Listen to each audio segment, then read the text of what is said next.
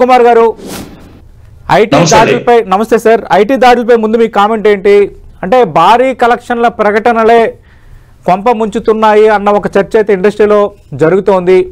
అలాగే పెట్టిన ఖర్చుకు కానీ వస్తున్న కలెక్షన్లకు కానీ సరైన ఆదాయ పన్ను కట్టడం లేదు అన్నది ఐటీ అధికారులు చేస్తున్న ఆరోపణగా కొందరు చెప్తున్నారు. ఇప్పుడు నేను ఒక మాట చెప్తానండి సార్. ఇప్పుడు మనకంటే చాలా పెద్ద పెద్ద వ్యాపారులు వేల కోట్లు లక్షల కోట్ల వ్యాపారాలు చేస్తున్నారు. ఇండస్ట్రియల్ ఐటీ హబ్ అవ్వచ్చు, లేకపోతే ముఖేష్ అంబానీ గారు, లక్ష్మీ మిట్ల గారు, సో మనీ ఇస్ ద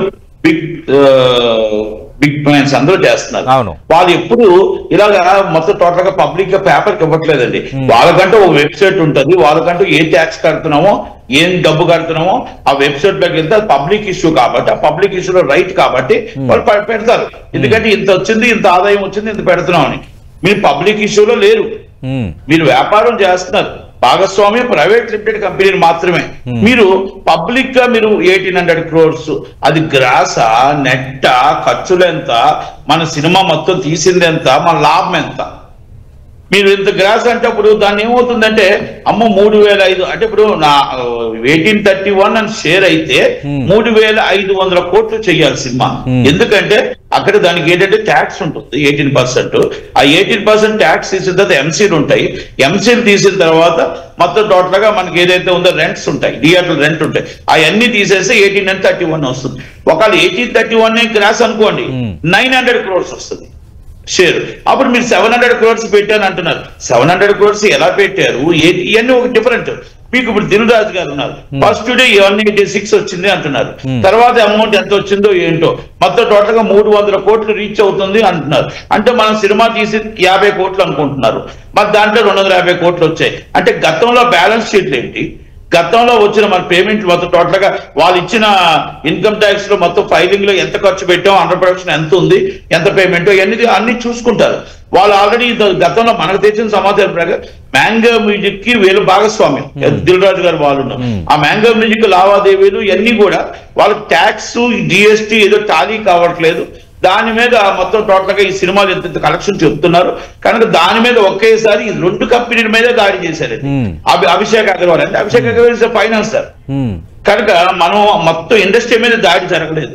కానీ మనం ఈ విధంగా పబ్లిక్ తీసుకురావడం, పబ్లిక్ కి మన రేట్లు అనౌన్స్ చేయడం వల్ల చిన్న సినిమాని చంపేస్తున్నారు.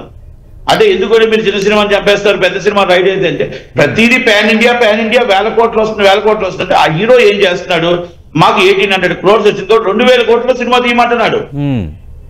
కానీ నేనేం అడుగుతున్నానంటే ఉదాహరణకి ఒక కంపెనీ పెట్టామండి, ఆ కంపెనీ సిఇఓ మనం ఆ సినిమా మనం అమ్మితే నెట్ఫ్లిక్స్ సో మనీ కంపెనీస్, నేను కంపెనీస్ జోలికి వెళ్ళట్లే, ఆ బిజినెస్ 105 కోట్లకు మనం అమ్మితే అది పబ్లిక్ షేర్ అండి.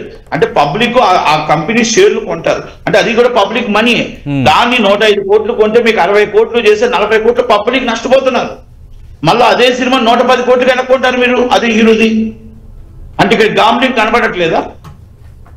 అంటే ఇవన్నీ కూడానండి, లావాదేవీలు అన్ని కూడా ఇలాంటివన్నీ ఉన్నాయి. రెండోది, మీరు 600 రూపాయలు టికెట్ పెట్టి, 700 రూపాయలు టికెట్ పెట్టి, 800 రూపాయలు టికెట్ పెట్టి ఇక్కడ పబ్లిక్ నష్టపోతున్నారు. మీరు మాత్రం మామూలుగా ఉన్నారు, మీ ఇష్టం వచ్చిన రేట్లు పెంచేసుకొని మీరు ఇన్కమ్ ట్యాక్స్ కాడికి వచ్చేటప్పటికి సార్ ఇదంతా మేము పెట్టలేదండి, ఇది ఓన్లీ ఫ్యాన్స్ కోసం ఒక స్టంట్ అండి, మేము ఫ్యాన్స్ కోసం సాటిస్ఫాక్షన్ చేయడం కోసం అండి, హీరోని సాటిస్ఫాక్షన్ చేయడం కోసం అండి అని చెప్పడమా?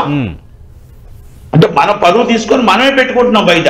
ఓకే, మనం దాన్ని తీసుకొని పెట్టుకొని మనం ఏమంటున్నాం, అసలు ఇందాక నేను దిల్రాజు గారు చూసా, నా ఒక్కరి మీద కాదు ఎంటైర్ ఇండస్ట్రీ మీద దాడి జరుగుతున్నాను. సారీ, ఎంటైర్ ఇండస్ట్రీ మీద దాడి జరగలేదు.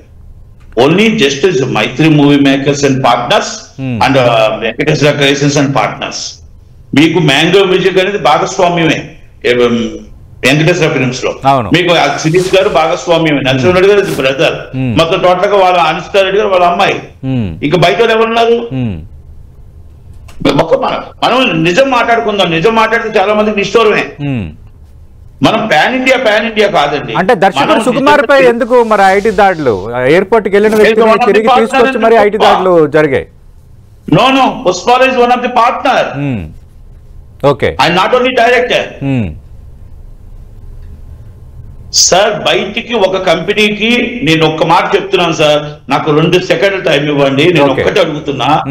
బయటికి మైత్రి మూవీస్ ప్రొడ్యూసర్స్ నష్టం వస్తే మాత్రం ఆ కంపెనీ ఆ పేరు మీద ఆయన నష్టం వస్తుంది. లాభం వస్తే ఒకరు 35, ఒకరు 15, ఒకరు 20 అన్ని పోతే మిగలదండి. ఒక్క సినిమా ఫ్లాప్ అయితే నిర్మాతకు నష్టం, ఒక్క సినిమా హిట్ అయితే అందరికీ పార్ట్నర్షిప్ లో పెంచాలా. ఇంకొక మాట చెప్తున్నానండి, మీకు ఒక డైరెక్టర్ పేరు చెప్పను, ప్రొడ్యూసర్ పేరు చెప్పను, నాకు అస్సలు వద్దబ్బా, నాకు రెమ్యునరేషన్స్ వద్దు, ఏమొద్దు, పార్ట్నర్షిప్ లో ఎంత వస్తుంది అంత, ఎందుకంటే లాభ నష్టాలు భరించాలి కదా మనం అని ఒక వ్యక్తి అన్నాడట. కానీ నాకు నెలకు మాత్రం నెలకు నాకు సాలరీ ఇవ్వని అడిగాడట. ఆ కుటుంబానికి సాలరీ నెలకు 180, ఆ 180 into 3 years మనడు హార్ట్ అటాక్ వస్తే తట్టుపడిపోద్ది దెబ్బకి. ఇక్కడ మళ్ళీ పార్ట్నర్షిప్ లో మళ్ళీ పంపకాలు. అంటే నిర్మాత ఎలా ఉంటాడు, రేపు తేడా వస్తే సినిమా పరిస్థితి గేమ్ చేంజర్ తేడా వచ్చింది. ఓకే, మేబీ ఏది ఏమైనా అది ఒక నిర్మాతగా దిగురాజుకి దెబ్బే, నష్టమే. ఇప్పుడు దాన్ని కాపాడడానికి ఎవరు వస్తారు మళ్ళా? ఓకే, ఆ సంక్రాంతికి వస్తున్నాడు, డబ్బు వచ్చింది, ఆ డబ్బుని మళ్ళీ దీంట్లో కవర్ చేశారు. కొంత డబ్బుని ఏదో మన చేతుల్లో ఉన్నాయి కాబట్టి, ఏ కంపెనీ సిఇఓలు ఉన్నారు కాబట్టి కార్పొరేట్ కంపెనీలో నుంచి కొంత డబ్బు. నట్టికుమార్ గారు, అంటే ఈ పోటాపోటీ ప్రకటనలో ఉన్నది లేనట్టుగా లేనిది ఉన్నట్టుగా చూపించడం అనేది ఐటీ నజర్ కారణమా, లేదంటే ప్రధానంగా ఎక్కువగా సినిమా నిర్మాతలు ఖర్చుని కొంత తక్కువ చూపిస్తారు, లేదంటే ఎక్కువ చూపించిన ఆదాయపాన్ని చెల్లించరు, లాభాలు వచ్చినప్పుడు ఒకలాగా లాభాలు లేనప్పుడు ఒకలాగా వ్యవహరిస్తారన్న ఒక అపప్రద కూడా ఉంది, ఒక ఆరోపణ కూడా ఉంది.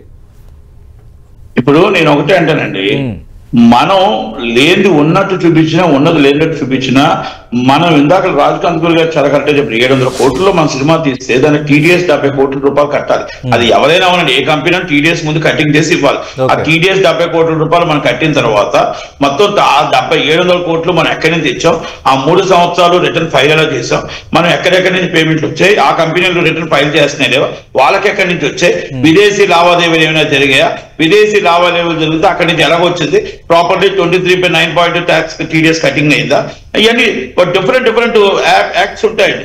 అవన్నీ కూడా పర్ఫెక్ట్ గా వాళ్ళు చూస్తారు. అయితే ఇక్కడ ఒకటి, మీరు ఏదైతే మాకు 200 కోట్లు చేసి ఇందాక చెప్పాను కదండి, పెద్ద పెద్ద కుబేరర్స్ ఉన్నారండి, వ్యాపారాలు చేస్తున్నారండి, వాళ్ళు ఎప్పుడు కూడా నెట్వర్క్ మీదకి వచ్చి మాకు ఎంత వచ్చిందని చెప్పేసి మనకి ఈవెంట్లు పెట్టుకోవట్లేదండి. మనం ఏం చేస్తున్నాం, రానిది వచ్చినట్టు చూపించుకుంటూ మనం మొత్తం టోటల్ గా పోతే ఈ డిస్ట్రిబ్యూటర్ షేర్ ఇచ్చేటప్పటికి మనకి 7 నెలలు పడతాయండి. ఈ డిఆర్డర్ షేర్లు ఇచ్చేటప్పటికి నెలలు పడతాయండి. అది ఆర్డర్ పుంజకాలం కాస్త పూర్తవుద్ది. అలాంటిది కొంత షేర్ రావచ్చు, కొంత రాకపోవచ్చు, కొంత కష్టాలు ఉండొచ్చు. మరి ఈ డబ్బు అంతటికి ట్యాక్స్ కట్టాల్సిన బాధ్యత దిల్రాజు గారు, ట్యాక్స్ కట్టాల్సిన బాధ్యత మైత్రి వాళ్ళు. అంటే ఇవన్నీ నేనేమంటానంటే, మనం ఎందుకు పబ్లిక్ గా పెట్టుకొని మనం హీరోకి అయిపించి రేపు అంత పెద్ద బడ్జెట్ లో ఫ్యాన్స్ ఏమంటారు, మా హీరోని 2000 కోట్లలో సినిమా తీయండి, మా హీరోకి 2500 కోట్లలో సినిమా తీయండి. ఇది కరెక్ట్ కాదండి. నేనేమంటే ఫ్లాప్ అయిన సినిమాని ఎందుకు తీసుకోవట్లేదు, మీరు ఇప్పుడు ఒక బిజినెస్ చేశారు, ఆ బిజినెస్ లో మీకు ఎంత బ్రేక్ ఈవెన్ అయిందో చూడండి. బిజినెస్ కాదు, మీకు అమెజాన్ కి అమ్మారు, అమెజాన్ లో మీకు బ్రేక్ ఈవెన్ ఎంత అయ్యింది, ఆ కంపెనీకి ఎంత నష్టం వచ్చింది, అది చేయమంటున్నాను నేను. ఆ కంపెనీకి ఎంత నష్టం వచ్చింది అని చెప్తున్నాను, ఆ కంపెనీకి ఎంత నష్టం వచ్చింది అని మీకు అడుగుతున్నా నేను. మేజర్ అది నేను అడిగింది. అవన్నీ మీరు చూసుకోకుండా మీరు మొత్తం బిజినెస్ చేశారు. నాకు తెలిసి పుష్పాలో డిస్ట్రిబ్యూటర్లు కొంత లాస్ అయ్యారు ఆంధ్రాలో. ఆంధ్రాలో ఏం లాభాలు ఏం రాలేదు. అదే అంటున్నారు చాలా మంది, పుష్ప 2 ఆంధ్రాలో ప్రాఫిట్ సరిగ్గా రాలేదు డిస్ట్రిబ్యూటర్లకి, కొన్ని దగ్గర బ్రేక్ ఈవెన్ అవ్వలేదు. నాకు తెలిసేది మీకు తెలంగాణలో బ్రేక్ ఈవెన్ అయింది, ఆంధ్రాలో బ్రేక్ ఈవెన్ అవ్వలేదు. నార్త్ ఇండియాలో ఎక్స్ట్రాడినరీ కలెక్షన్ వచ్చింది, వాస్తవం అది. వచ్చింది. కేరళలో కలెక్షన్ బ్రేక్ ఈవెన్ అవ్వలేదు, మీకు తమిళనాడులో బ్రేక్ ఈవెన్ అవ్వలేదు, కర్ణాటకలో బ్రేక్ ఈవెన్ నాకు తెలిసి డెల్లో బ్రేక్ ఈవెన్ దగ్గరికి వచ్చినట్టుంది. ఇది నిజాలు, అబద్ధం కాదు ఇది. నేనేమంటానంటే అండి, ఇప్పుడు డిస్ట్రిబ్యూటర్ కి ఎగ్జిబ్యూటర్ గా నేను ఉన్నాను కాబట్టి ఉదయం వేస్తే అందరితో మాట్లాడుతున్నాను కాబట్టి మనకి రాజకాంత్ గారు కానీ మాకు కానీ ఈ నిజాలు తెలుస్తాయి. ఇప్పుడు ఎవరు ఇష్టం వచ్చినట్టు పేపర్ లో రాసేస్తూ టీవీలో వేస్తూ, అందుకే కదా మీ ఇద్దరిని పిలిచారు డిబేట్ కి. మీరు ఫ్యాక్చువల్ గా ఉన్నది ఉన్నట్టు మాట్లాడతారు, అసలు ఏం జరుగుతుందో చెప్తారని కదా. అంతే కదండి. ఇప్పుడు నేనేమంటానంటే మీ కంపెనీలే బయట ట్విట్టర్ లో ఇంత పే చేసిందంటే దానికి సమాధానం ఏం చెప్పాలి?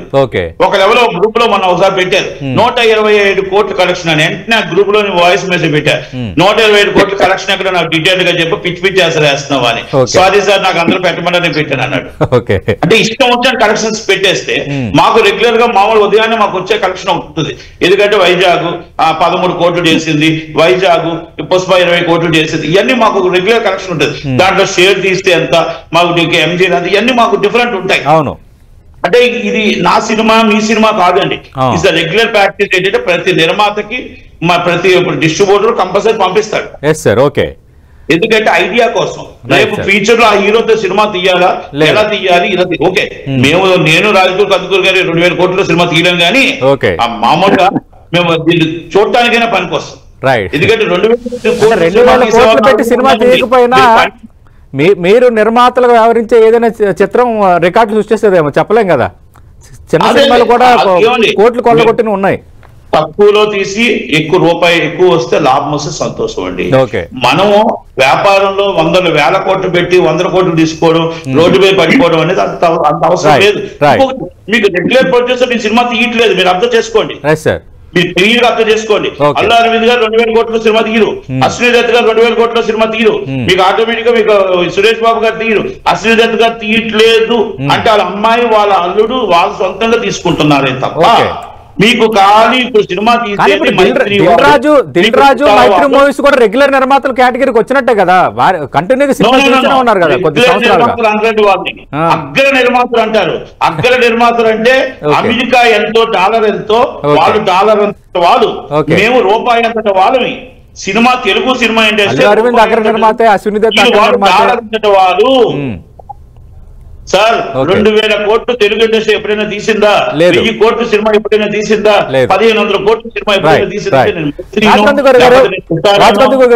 డిబేట్ ముగించే ముందు అంటే 186 కోట్ల ప్రకటనలు, ఈ ప్రకటనలు అంటే ఇలాంటి ప్రకటనలు ఇవ్వకపోతే సినిమాకు ఆ మాత్రం హైప్ రాదు, లేదంటే అభిమానులు దాన్ని ఒక పాజిటివ్ గా తీసుకోరనే వాళ్ళు కూడా ఉన్నారు.